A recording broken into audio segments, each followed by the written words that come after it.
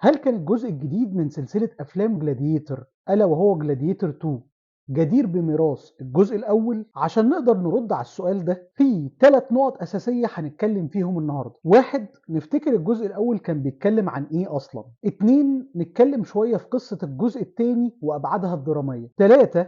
مقارنة ما بين الجزء الجديد واللي حصل بجد في التاريخ. وفي النهاية نحدد هو الفيلم كان جدير بميراث الجزء الأول ولا لأ. طيب، هو الجزء الأول كان إيه قصته أصلا؟ قصة الجزء الأول باختصار كانت عن إن كان في إمبراطور روماني اسمه ماركوس أوريليوس. كان إمبراطور روماني صالح وكان عايز يولي من بعده قائد جيوشه ماكسيموس اللي كان شايفه للحكم أصلح من ابنه كومودوس الفاسد. الحاجة اللي لما بيعرفها الابن الفاسد كومودوس بيقرر يقتل أبوه قبل ما يعلن وصيته ورغبته على الملأ، وبيبتدي يحكم على قائد الجيوش ماكسيموس بالقتل هو وعيلته. ماكسيموس بيقدر يهرب بس للأسف بعد فوات الأوان لما بتكون عيلته اتقتلت، وبسبب الحالة الصعبة اللي بيكون عليها بسبب ده بيتم بيعه كعبد وبيتحول تدريجيا لمقاتل أو محارب في ساحة الكوليسيوم. القتالات اللي بيخوضها ماكسيموس في الساحة دي بتديله شعبية عند الجماهير بتناظر شعبية الإمبراطور الفاسد كومودوس، وبسبب الشعبية دي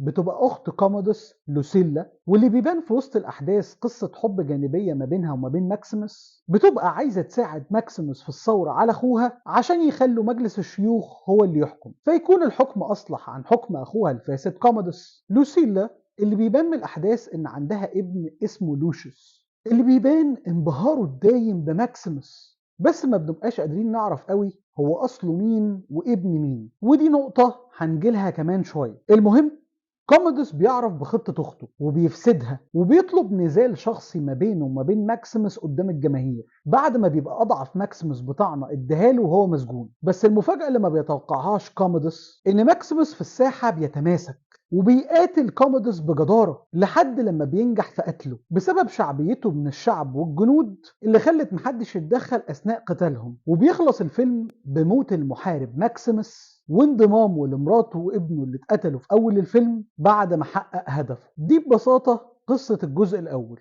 طيب ايه قصة الجزء الثاني وابعادها؟ الفيلم بيبتدي بهوك محترمة جدا الا وهي واحدة من فتوحات روما الاستعمارية للتوسع، وهم رايحين يحاربوا بلد اسمها نوميديا عايش فيها بطلنا هانو مع مراته اريشات. الحرب بتخدم على فكرتين في نفس المشهد: جذب المشاهد اللي بيوصل لنداء البطل لمغامرته في نفس المشهد، لانه في نفس المشهد اللي بنتعرف فيه من تاني على عالمنا ونفتكر ابعاده من وقت الجزء الاول من خلال الحروب اللي كانت بتتم في العالم ده، الا انه كمان بنلاقي المشهد ده بينتهي على طول بقتل القائد ماركوس اكاسيوس لمرات هانو اريشات. الحاجة اللي بترسم هدف هانو في الفيلم فورا حتى رغم هزيمة جيشه وموطنه انه عايز يقتل الجنرال اكاسيوس. فميزة المشهد ده هنا يمكن وضوح عنصر الجذب في اول مشهد من ناحية التنفيذ او وضوح كمان هدف البطل.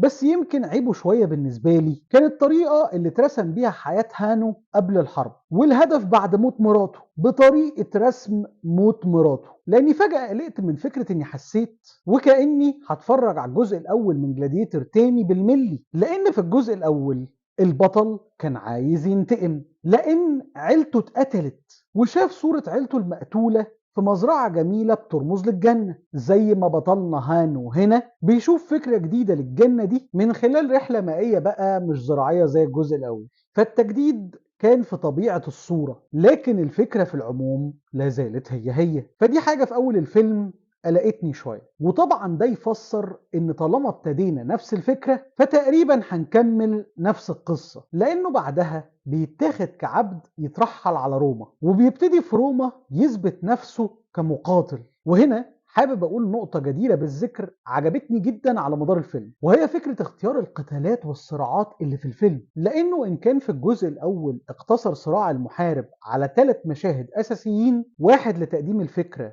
والتاني لتقديم الشعبية والتالت لتقديم النصر، فالصراعات هنا واختيار أماكنها وأحداثها كان جزء لا يتجزأ من كتابة القصة نفسها، ودي كانت حاجة صايعة جدا. من أول صراع هانو ضد قرود متوحشة عشان يجذب انتباه واحد من رواد صناعة المحاربين ورعاتها الرسميين ماكرانوس فيشتريه، وبعدين يختبروا ماكرانوس مع واحد من جنوده الشخصيين ولا زال ينجح هانو برضه، وبعدين يروح ماكرانوس يراهن بيه قصاد واحد من مجلس الشيوخ قدام الامبراطوريين الرومانيين التوأم جيتا وكاراكالا في واحدة من حفلاتهم ويكسب بيه فيها. فده يقود ان هانو يطلب انه يكون مصارع في الساحة الرومانية الكوليسيوم، بكل اللي هيدور بقى بعدها في ساحة الكوليسيوم من تطور شخصية زي ماكسيموس في الجزء الاول، سواء من التعرف على العالم ده متبوع بشعبية متبوعة بنصر، مع الفارق بس في الفيلم ده ان هيكون في صراع ما بين الشعبية وما بين النصر ما جاش زيه في الجزء الاول، الا وهو صراع التويست.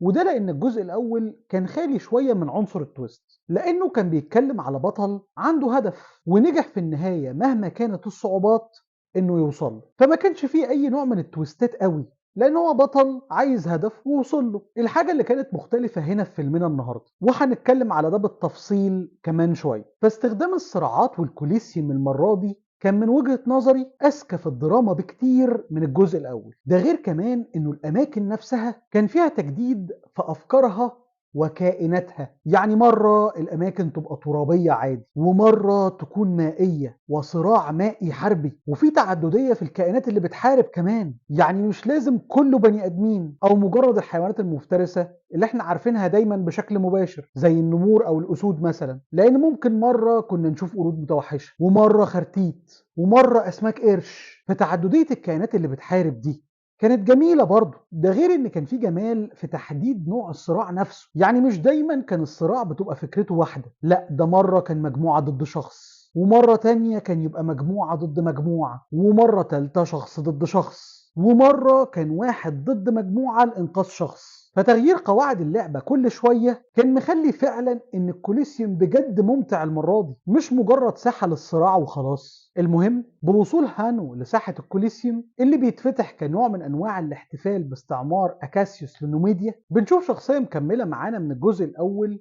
الا وهي شخصية لوسيلا بتتفرج على الصراع وعلى هانو وهو بيحارب. وعشان نعرف نتكلم على الجزء ده شوية محتاجين ناخد خطوة ورا ونتكلم شوية باستفاضة عن ايه اللي حصل بعد احداث غزو روما لنوميديا، بس مش من منظور هانو المرة دي انما من منظور الجنرال الروماني اكاسيوس، اللي رغم اننا شفناه بعيون هانو جنرال جيش بيحب الدم، الا انه اكاسيوس لما بيرجع وبيتكلم مع الامبراطورين بنشوف في طريقته ونبرته انه مش راضي على دموية روما وحملاتها الاستعمارية ولا على الجنون اللي بيعمله الامبراطورين. وبنعرف انه اتجوز لوسيلا اخت كامادوس من الجزء الاول، واللي رغم ان الامبراطورين عملوا لها نوع من انواع العفو الخصوصي عشانه الا انها لازالت بتفكر في ثورة ضد جنون الامبراطورين. واكاسيوس عنده خطة بمجموعة من جنوده عشان يعمل حملة التمرد دي عشان يرجع من جديد مجلس الشيوخ يحكم. بقدر ما برضو فكرة الثورة دي فكرة مكررة من الجزء الأول وطلعة تكاد تكون من نفس الشخصية بالظبط ألا وهي شخصية لوسيلا، إلا أن الجزء اللطيف هنا هو أننا نشوف أن اللي بيساعد لوسيلا هو أكاسيوس، وكأن أكاسيوس بده بقى فيه هو كمان من روح ماكسيموس جنرال الجيش الشاطر النظيف اللي عايز يثور ضد الحكم الظالم، في الوقت اللي هانو بطل الفيلم اللي عايز ينتقم منه فيه هو كمان من روح ماكسيموس من ناحية الانتقام لأجل العيلة والروح المحاربة. فلطيف جدا هنا إننا كنا نشوف روح ماكسيموس ما تمش إعادتها بس لروح بطل الفيلم إنما كمان لروح اللي شايفه غريمه، عشان يكون في نوع من التشويق إزاي اتنين بينتموا لنفس الأجندة هيقفوا لبعض. المهم أول صراع لهانو مش بس بيكشف قوة هانو للجمهور إنما بيكشف هوية هانو للوسيلا شخصيا، اللي بتشوف في حركاته حركات كتيرة قوي تشبه لحركات ماكسيموس في الجزء الأول، وبتشك من ده إن هانو ده ابنها من ماكسيموس. الحاجة اللي بتتأكد من كلامها معاه لما بتروح تزوره في السجن بعدها، لما بنعرف من خلال الفلاش باك في كلامهم إنها بعد أحداث الجزء الأول من جلاديتر هربت ابنها لبعيد عشان محدش يقتله طمعا في العرش، خصوصا انه يعتبر حفيد ماركوس اوريليوس ويستحق بالتوريث يكون هو مع الوقت الامبراطور. الا انه مش بس هي اللي بتعرف، ماكرانوس كمان بيعرف من خلال رؤيته ليها في اول قتال وهي بتتفرج وقلقانه على هانو، وبعدين انها راحت له تساله هو مقاتلينه بيجيبهم منين، وبعدين عندها بيشوف تمثال لماركوس اوريليوس ابوها وهو في شبابه، وبيشوف ازاي انه شبه قوي هانو المقاتل بتاعه. وبعدين بيروح يسأل فبيعرف ان لوسيلا كان عندها ابن بيقال انه اتقتل في عمر معين، فبالحسابات بيفهم ان ممكن هانو يكون في نفس العمر ده. غير انه سمع هانو وهو بيتلو شعر من فيرجل قدام الامبراطورين في الحفلة ما يقولوش غير حد متربي على الغالي. فكل ده بيخليه يفهم ان بنسبة كبيرة ان هانو اللي هو بيملكه ما هو الا لوشيوس ابن ماكسيموس ولوسيلا. كم نقطة بقى يستحقوا الكلام عنهم في الجزء ده بالذات، بقدر ما الفيلم ده يستحق الإشادة إزاي ربط ما بين الجزء الثاني والأول بكل سلاسة من خلال عرض مقاطع من الجزء الأول في التترات، وبين بعدها في الأحداث بكل سلاسة إزاي إن الجزء الثاني مربوط بالجزء الأول. إلا إن المشكلة الكارثية بقى هنا مش في دراما الفيلم، إنما في الحملة الإعلانية بتاعته اللي ممكن تكون دمرت لنا التويست. يعني المشكلة اننا كنا داخلين فاهمين من الاعلان اوريدي ان هانو هيطلع ابن لوسيلا وماكسيموس عادي، لان ده اتقال في الاعلان عادي جدا، وكأن كان هدف الاعلان هو التأكيد للناس على ان فرانشايز جلاديتر مكملة عادي، وان البطل اللي انتوا حبيتوه من الجزء الاول على فكرة في حاجة من ريحته متبقية في الجزء الثاني الا وهي ابنه. الا انه بالطريقة اللي اتحكى بيها الفيلم انه ده كأنه مفاجأة أو تويست بنعرفها بالتدريج. فكنت أحب إن الحملة الإعلانية للفيلم تكون زي حملة سبايدر مان نو واي هوم كده، اللي ما قالولناش تماما إن توبي ماجواير وأندرو جارفيلد جزء من الفيلم، ودخلنا اتفاجئنا بيهم جوه. فيا ريت كان إعلان الفيلم أوهمنا إن هانو ده قصة مقاتل جديد خالص، ودخلنا اتفاجئنا جوه إنه ابن ماكسيموس، وكان ساعتها في الحكي هيبقى طعمها احلى بكتير. وهو اصلا دي ما كانتش مشكله الاعلان الوحيده، الاعلان منه انا فهمت تقريبا معظم قصه الفيلم من اجنده كل شخصيه. فلولاش بس الفيلم كان مبهر في تنفيذه وطريقه حكيه، كان خسر كتير جدا بسبب الاعلانات المتخلفه ليه اللي اعتمدت على الابهار اكتر ما اعتمدت على التشويق المظبوط. اعلانات الفيلم ده بتفكرني بافيه، عارف حضرتك مثل شوق ولا تدوق؟ انا جيت اشوق دوقت. فدي كانت أول مشكلة هنا، إن حكي مظبوط جدا كاد أن يفسده إعلان أو تشويق مش مظبوط أو مش قادر يمسك نفسه. النقطة التانية في الجزء ده من بنوة لوشيوس لماكسيموس هو إن البنوة دي ما كانش ينفع خالص يتم تقديمها في الجزء الأول، لأن ماكسيموس في الجزء الأول كان طالع نظيف قوي، إنه مهتم بمراته وابنه اللي رحلوا عن عالمنا ومخلص جدا ليهم، عن إن يبان في وسط أحداث الفيلم إنه ليه ابن أصلا من واحدة تانية. الحاجة اللي كانت هتدفع تساؤلات وقتها عن إزاي إنه شخص خاين مش مهتم بمراته زي ما هو مبين. لكن لأن الحكي في الجزء التاني مش مركز على الجزء ده، جزء علاقة ماكسيموس بمراته وابنه اللي رحلوا عن عالمنا، فلما بان بالعنصر ده عنصر بنوة لوشيوس لماكسيموس ان ده يأكد ان هانو هو لوشيوس اللي عنده دماء نبيلة بسبب انه ابن لوسيلا سليلة الامبراطور، وبطل بسبب انه ابن ماكسيموس جان الجزء اللي فات. كلنا انبسطنا لاننا كنا مستنيين جدا ده في الحكي المرة دي، ودي حاجة بقدر ما الفيلمين عملوها بشكل مظبوط جدا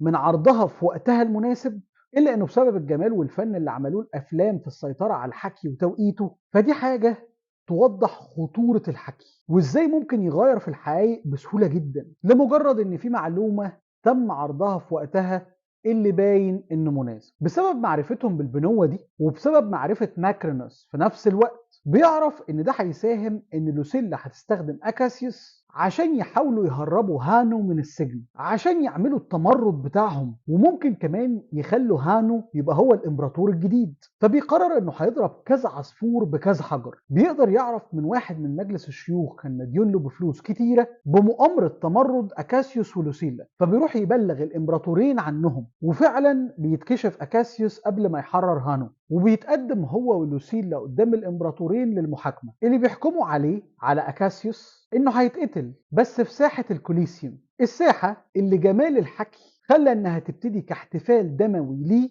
وتنتهي كعقاب دموي عليه. وهنا بتيجي لحظه التويست اللي فيها هانو بينزل قصاد الجنرال عشان يقاتلوا بعض، الحلم اللي هانو كان عايزه من اول الفيلم، وبيحققه له ماكرانوس زي ما اتفقوا في اول الفيلم ظاهرا، بينما باطنا هو عمل كده عشان يفسد خطة الثورة وبالتالي يقرب للامبراطورين لما يبان انه كشف المؤامرة. في جزء من خطته اللي بتبان تدريجيا انه بيعمل كل ده عشان يقرب من العرش ويعتليه للسبب اللي هنعرفه كمان شوية. على الناحية التانية لوسيلا بتبقى بتتقطع من إنها بتتفرج على صراع ما بين هانو ابنها وأكاسيوس زوجها وحبيبها، الصراع اللي بينتهي باستسلام أكاسيوس. وفي اللحظة دي أخيرا هانو بيوصل لحقيقته العليا، إنه مش هيؤمن بالعنف ولا الانتقام، وبيركع هو كمان قدام أكاسيوس. المشهد اللي بعتبره جبار طبعا، لأنه بده بيعلن بوضوح انه مش نسخه من الفيلم الاول، لانه ان كان الفيلم الاول هو تيمه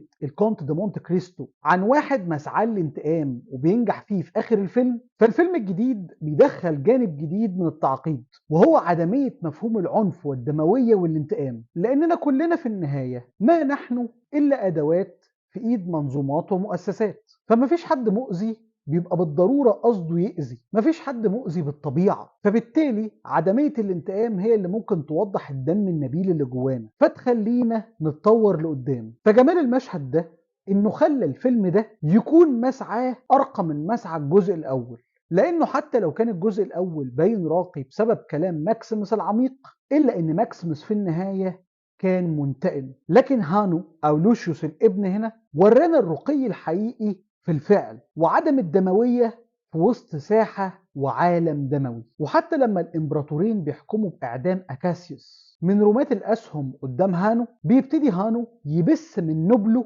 في الجماهير إنه هل ده اللي هم فعلا كانوا عايزينه؟ الجنرال اللي جاب لهم الأمجاد إنه يتقتل بالشكل ده، الحاجة اللي بتقود لبدايات الثورة على الامبراطورين. والتويست ده كان ضروري، لأن هانو كان لازم يتطور في الشخصية عشان يحارب الشرير الأصلي للفيلم ماكرينوس. لأول مرة في عالم جلاديتر نشوف فكرة إن في شرير في الظل بيحيك المكايد، وما بيبقاش باين خالص على مدار الفيلم إن ده الخصم الأساسي أو الرئيسي، وده اللي حققه ماكرينوس، لأنه في الوقت اللي كان باين فيه إن أشرار الفيلم الظاهريين هم الإمبراطورين التوأم، حيث إن منبع شرهم هو حبهم للملذات والطمع والجشع والعنف لأسباب شهوانية بحتة، فعلى الناحية التانية كان باين جدا إن ماكرانوس الشرير الباطني للفيلم هو شرير صاحب أيديولوجية، مش بيعمل اللي بيعمله عن شهوة إنما عن إيمان واقتناع زي ما هنشوف، لأنه بمجرد ما بلغ عن الجنرال أكاسيوس كان هدفه إن يا الجنرال يا هانو حد فيهم دماغه تطير، وبعدين لو ده تسبب في غضب الجماهير فده يبقى مبرر انه يطير دماغ الامبراطور جيتا بايد الامبراطور كاراكالا اخوه، فيكون ده مبرر لقمع الثورة قبل ما تبتدي، وبعدين يخلي ان كاراكالا بسبب الخيانة عايز يقتل لوسيلا، ولو الجماهير اتضايقت من قتل لوسيلا صاحبة الدم النبيل يخش هو ويطير دماغ كاراكالا، فيبان في النهاية بطل جماهيري يعتلي العرش برغبة الجماهير بدون ما يكون فيه أي بقايا لدم نبيل يستحق أنه يورث العرش، ولا أي جنرالات تبقى قادرة أنها تقاوم الحكم الجديد بتاعه. وبيطلع بيعمل كل اللي هو بيعمله ده لأنه ما بيبقاش طايق ماركوس أوريليوس الجد ولا أيديولوجيته ولا حلم الروما أنها تكون موطن عادل أو ملاذ لكل من يحتمي بيها أو مكان للأمل.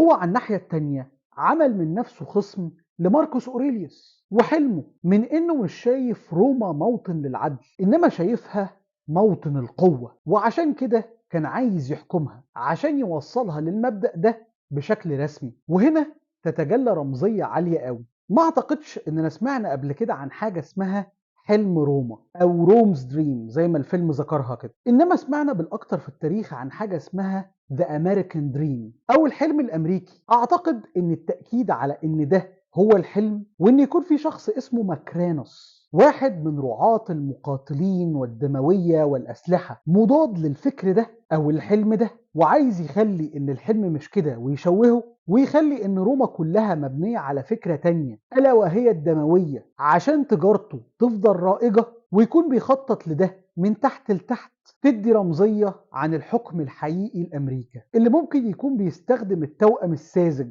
من ريبابليكنز جمهوريين وديموكراتس ديمقراطيين عشان يحقق أغراضه في النهاية، إلا أنه في النهاية بيتجلى أنه هو ماكرينوس الإمبراطور الحقيقي. الخطة اللي كان ممكن ينزلق فيها بسهولة هانو أو لوشيوس لو كان حقق انتقامه الأعمى، إلا أن تجاوزه للانتقام من لوسيلا أمه أو الجنرال أكاسيوس زوج أمه وقاتل زوجته هو اللي سمح له في اللحظة الأخيرة أنه يوزن الأمور.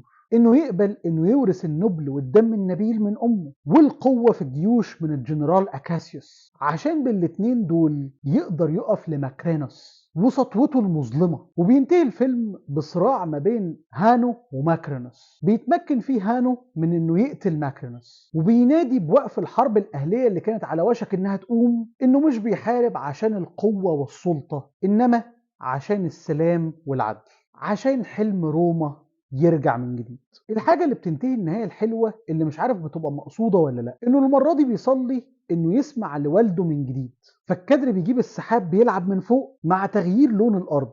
تغيير لون المشهد ده كان دايما بيبقى مربوط لما بيكون في انتقال لبعد تاني، ألا وهو بعد العالم الآخر أو الجنة. فكون إن اللون ده وتغييره يتم تطبيقه لأول مرة في الواقع والحياة، فده معناه إنه بدل ما يروح للجنة زي ما والده عمل في الجزء الأول، نجح هو في اللي ما نجحش فيه والده، وهو إنه بدل ما يروح للجنة في السماء، نجح إن هو اللي يجيب الجنة على الأرض بالسلام اللي حققه في نفسه ونشره بعدها في روما. طب هل الفيلمين الجزء الأول والتاني من جلاديتر دقيقين من ناحية التاريخ؟ الحقيقة إنه لو في حاجة دقيقة في التاريخ في الأفلام فهو تسلسل الأباطرة. يعني الجزء الأول كان جايب بدقة إن ماركوس أوريليوس جه من بعده كومودوس، وده حصل فعلا في التاريخ. بعد ما قتل كومودوس حصل في تاريخ روما ما يدعى بعام الخمس أباطرة، وهي حرب أهلية دخل فيها 5 أباطرة عشان يشوفوا مين فيهم أهل إنه يكون الإمبراطور الأوحد. ودي فترة كانت من 193 ميلاديا لحد 211 ميلاديا، انتهت إن اللي انتصر ووحد الدنيا من تاني إمبراطور اسمه سبتيميوس سيفرس، واللي ولاده بالمناسبة كانوا كاراكالا وجيتا، الأباطرة التوأم في الفيلم، واللي حكموا في فترة من عام 198 ميلاديا لحد 217 ميلاديا، واللي فعلا في التاريخ كان باين ان الحاكم اللي بعدهم هو بجد ماكرانوس، واللي حكم من 217 ل 218 ميلاديا، واللي معروف انه الامبراطور الوحيد اللي ما عداش على مجلس الشيوخ قبل ما يكون امبراطور، الحاجة اللي ذكرها في الفيلم اكتر من مرة. فالفيلم فعلا دقيق تاريخيا في حاجات كتير. صحيح ان مفيش دليل ان كاراكالا قتل جيتا بسبب مؤامرة من ماكرانوس، ولا التاريخ بيقول ان اللي قتل كاراكالا نفسه هو ماكرانوس، انما بالاكتر جندي مجهول، ولا ماكرانوس اتهزم بسرعة كده، ولا في حد اسمه لوشيوس حكم بعده. بس كل دي حاجات ممكن يغفر لها بسهولة جدا، لان كل اللي حصل في الفيلم لازال ما بيغيرش من تسلسل التاريخ نفسه. التاريخ بيفضل هو هو، كل اللي بيتغير بس هو تفاصيل بسيطة جدا. ويمكن عشان كده النقاد غفروا موضوع التاريخ ده للمخرج ريدلي سكوت في الفيلم ده، وما غفرلوش في فيلم السنة اللي فاتت نابليون، لأن في فيلمنا النهاردة الحكاية عن شخصية وهمية اسمها هانو أو لوشيوس، حواليها بيدور التاريخ، فما فيش مساس قوي بيحصل في التاريخ. إلا إن الفيلم اللي فات كان البطل نابليون شخصية تاريخية أصلا، فكان كل حركة في البعد ده لازم تبقى محسوبة، وإلا هتبقى بتدمر التاريخ. أخيرا، هل الجزء الثاني من جلاديتر كان يستحق ميراث الجزء الأول؟ الإجابة نعم بجدارة. صحيح الفيلم غلب عليه الطابع الكلاسيكي جدا من الحكي، وأخد وقت طويل في أحداث كنا عارفين هي رايحة على فين، فافتقد شوية للريتم السريع، إلا إن التطور في تصميم القتالات واستخدام الكوليسيوم كرمز للعالم اللي شايف تطور أحداث مش مجرد بس ساحة للقتال، مع المورال اللي بيضيف وبيزود على دموية الجزء الأول كرسالة للسلام في الجزء الثاني، مع رمزية للواقع اللي احنا عايشينه، مع تنفيذ ملوش حل من إبهارات وحركة جموع وجيوش ما حصلتش. فكل ده يخلي الجزء الثاني جدير، بل وعلى طريقة ترمينيتور 2 أقوى كمان من الجزء الأول. هستنى منكم تكتبوا لي في الكومنتات رأيكم بصراحة في فيلم جلاديتور 2، وإيه رأيكم في اختيار ممثلين زي بيدرو باسكال ودينزل واشنطن في أدوارهم في الفيلم. وما تنسوش لو عجبتكم الحلقة دي اعملوا لايك وسبسكرايب وشير، وما تنسوش تفعلوا زر الجرس عشان يجيلكم إشعارات على آخر حلقات. سلام.